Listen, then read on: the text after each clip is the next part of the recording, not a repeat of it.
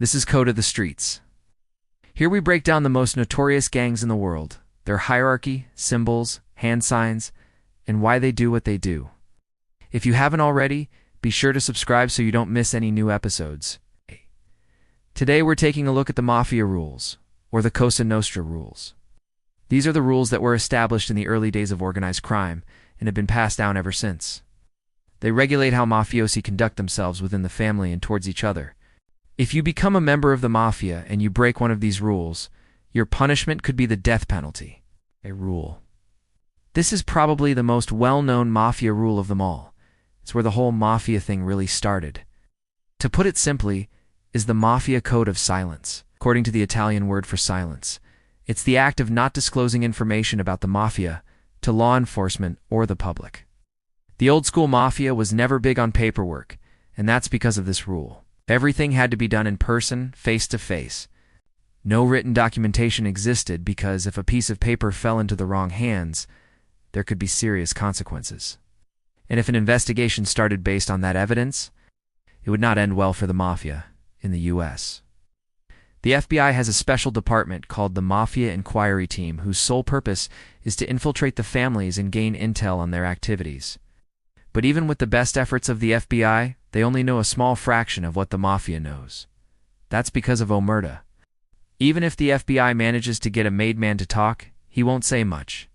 He might tell them who his capo regime is, or maybe even the name of the family he is. But anything beyond that is classified top secret. An example of omerta in action happened in 2018 when 2 New York mafia captains were arrested.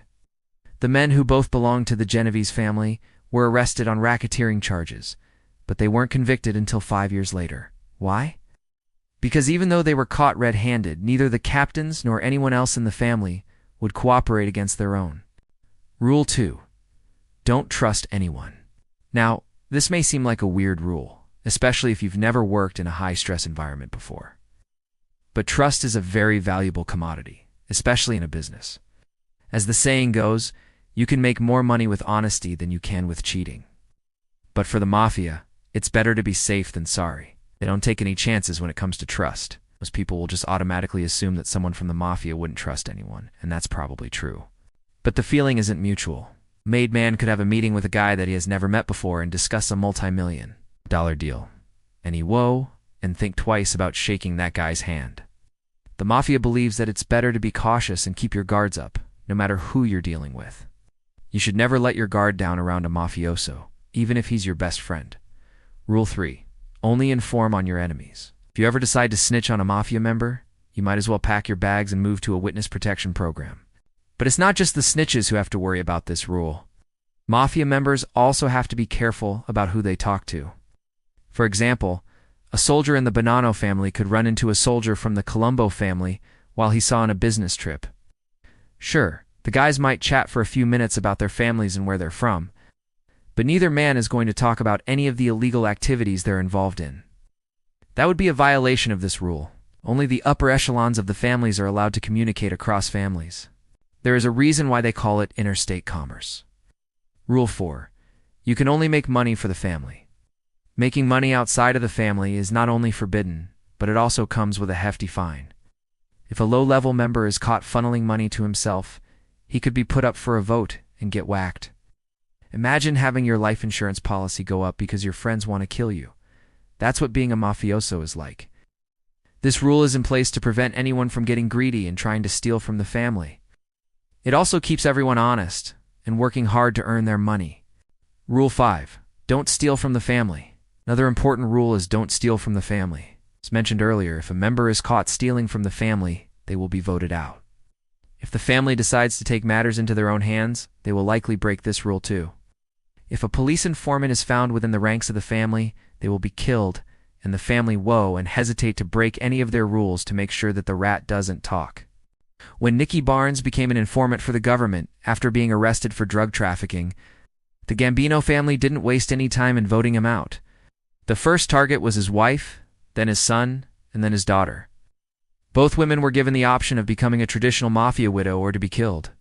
His son was killed in a drive-by shooting, and his daughter was offered the choice of death or marriage to a mafioso. She chose the latter. Rule 6. Family comes first. The mafia is a family business. Literally. Every decision a mafioso makes is based on what's best for the family. If that means doing something illegal, so be it. If it means betraying someone's trust, then that's what he'll do. There is no room for loyalty or friendship in the mafia. Only the family matters. And if you do something to benefit yourself at the expense of the family, you'll be out of the family. In 2004, a hitman from the Genovese family named Michael D'Amico was arrested for killing a member of the rival Lucchese family. While behind bars, he wrote letters to his family telling them that he had committed a mistake and that he wanted to come home. He claimed that he was unmade and had only agreed to carry out the hit because he was forced to. Claimed that his real name wasn't Michael DeMarco, but rather Robert Walsh. What was he trying to do? This is a mafia rule. Never reveal any information about your fellow made men to the police.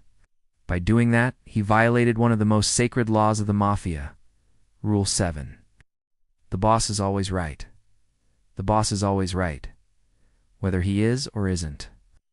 This rule is in place to keep everyone on their toes and make sure that the chain of command is always followed. Members of the mafia must always do what the boss tells them to do, even if they don't agree with it. For example, if the boss tells a capo to make 100 grand, that capo has no choice but to do it. He can't argue with the boss or try to make excuses. Just has to do it. This rule ensures that the boss's authority is never challenged. And it also makes sure that everyone is always working towards the same goal. Rule 8. Respect the older man. The mafia is a hierarchical organization, and that means that everyone must respect their elders. A young member must always defer to a higher-ranking member, no matter what. This rule helps to maintain order and discipline within the ranks. It also shows respect for the experience and knowledge of the older men.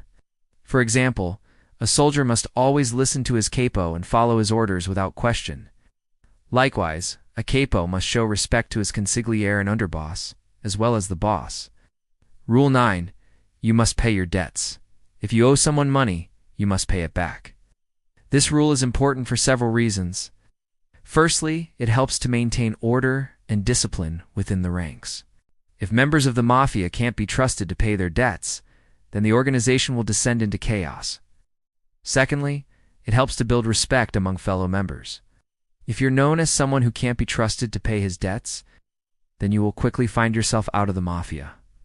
Finally, it helps to protect the reputation of the mafia as a whole. If the general public finds out that members of the mafia can't be trusted to pay their debts, then it will reflect badly on the entire organization. Rule 10. Associates are not family. Although associates work closely with the mafia and sometimes even take part in illegal activities, they're not considered to be family. They are outsiders, and as such, they are expendable. If an associate becomes a liability, the mafia will not hesitate to get rid of him. Or for example, if an associate starts talking to the police or becomes a target of an investigation, the mafia will kill him. Associates are also not entitled to the same benefits as full-fledged members. They cannot vote on important matters and they cannot pass on their membership to their children. Well, that wraps up the most notorious gang in the world.